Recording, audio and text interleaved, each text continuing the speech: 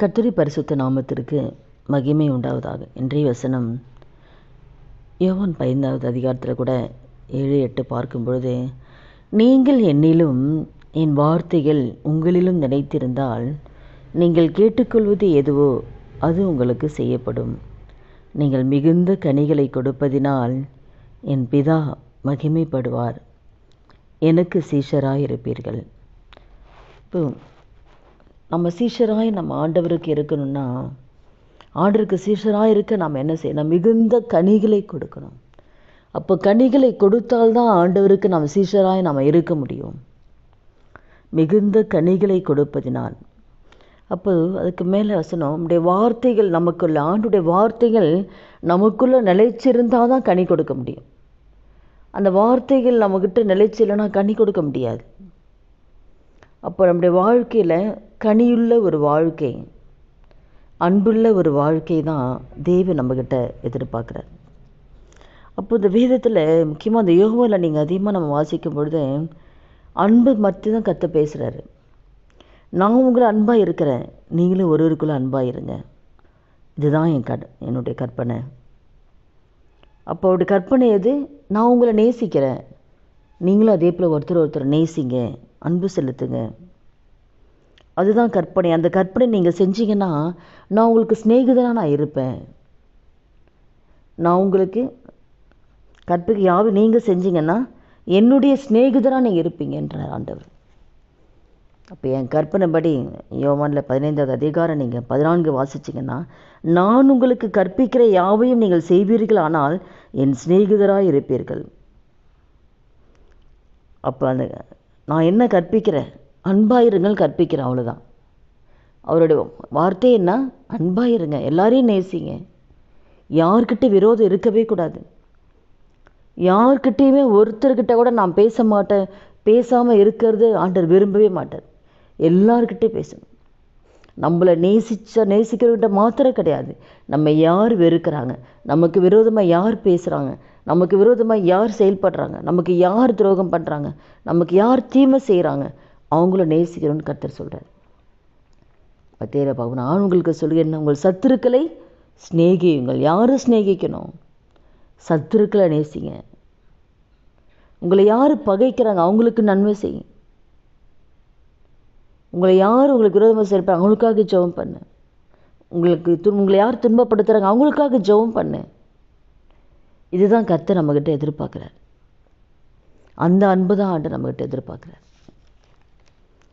இதுலேயே 13வது வசனத்தோடு நீங்கள் அதிகாரத்தில் 35 பார்க்கும்பொழுது, நீங்கள் ஒருவரில் ஒருவர் அன்புள்ளவர்களாக இருந்தால் அதனால் நீங்கள் என்னுடைய சீஷர்கள் என்று எல்லோரும் அறிந்து கொள்வார்கள். அப்போ நம்ம ஒவ்வொருவருக்கொரு அன்பாக இருக்கும்போது எல்லாரும் தெரிஞ்சுக்குவாங்களாம் நம்ம ஆண்டுடைய பிள்ளைங்கன்னு சொல்லி. அது எவ்வளோ ஒரு நம்முடைய அன்பை பார்த்து தான் இவங்க ஆண்டுடைய பிள்ளைங்க, இவங்க இயேசுவோட பிள்ளைங்கன்னு சொல்லி மற்றவங்க சொல்லுவாங்க. எதை பார்த்து சொல்லுவாங்க? நம்ம செலுத்துகிற அன்பை பார்த்து மட்டும்தான் இவங்க உண்மையாகவே ஆண்டுடைய பிள்ளைங்கப்பா. அதனால் எல்லாரையுமே நேசிக்கணும்னு கர்த்தர் சொல்கிறாரு. யார் மேலே வெறுப்பு இருக்கக்கூடாது, கசப்பு இருக்கக்கூடாது, விரோதம் இருக்கக்கூடாது. கூட பிறந்தலாக இருந்தாலும் சரி, இல்லை வெளியில் யாராக இருந்தாலும் சரி, வேலையில் இருக்கலாம், சபையில் இருக்கலாம், குடும்பத்தில் இருக்கலாம், யாரிடமே வெறுப்போ கசப்போ கோபங்களோ இருக்கவே கூடாது. அவங்கள கர்த்தர் நேசிக்கிறோன்னு சொல்கிறார். எல்லாரையுமே நேசிக்கணும். கூடுமானால் எல்லா மனுஷோட சமாதானமாயிருங்க. அதுதான் ஆண்டவர் சொல்கிறார். எல்லாருக்கிட்டையும் சமாதானமாயிருங்க. ஆண்டவர் இருந்தாரே, யூதாஸ் காட்டி கொடுக்குறான்னு தெரிஞ்சு கூட தான் வச்சுருந்தார். கடைசி வரைக்கும் சிநேகிதனை தான் சொல்கிறாரு. அவரோட அன்பில் ஒரு மாற்றமும் கிடையாது. நமக்கு துரோகம் செய்கிறான், நம்ம காட்டி கொடுக்க போகிறான்னு தெரிஞ்சு கூட தான் வச்சுருந்து அவங்க ஊழியம் செய்கிறார். அவனை அனுப்பில்லை, அவனை பேசலை, திட்டலை, ஒன்றுமே செய்யலை.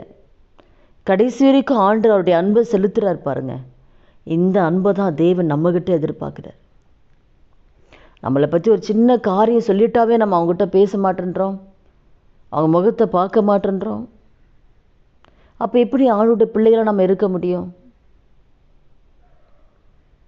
அப்போ ஆணுடைய பிள்ளைகளாக இருக்க முடியாது, ஆண்டவருக்கு சிநேகிதராக இருக்க முடியாது, கர்த்தருக்கு பிரியமாக நம்ம இருக்க முடியாதே. தேவன் அதை விரும்பலையே. அதுதான் ஆண்டவர் சொல்கிறாரு, ஒருவரில் ஒருவர் அன்பாக இருங்க, எல்லாரையும் எல்லாரையும் நேசிங்க, எல்லாரையும் அன்பு செலுத்துங்க. அதுதான் கனி உள்ள ஒரு வாழ்க்கை. அந்த கனி தான் கர்த்தர் விரும்புகிறார்.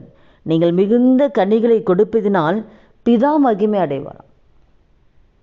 யார் அடைவாங்க? நம்ம கனி கொடுக்குறனால, நம்ம அன்பு செலுத்துறனால பிதா மகிமை அடைவார். நீங்கள் எனக்கு சீஷராக இருப்பீங்க.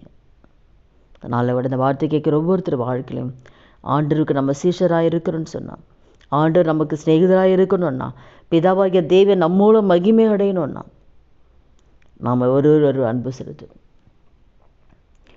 உங்கள் நற்கிரிகளை கண்டு உங்கள் பிதாவாகிய தேவன் மகிமை அடையும்படி உங்கள் வெளிச்சம் அவர்கள் முன்பாக பிரகாசிக்கணும். மற்றவங்க முன்பாக, குடும்பத்தில், வெளியில், வேலையில், எல்லா இடத்துலையும் உங்கள் வெளிச்சம் பிரகாசிக்கணும்.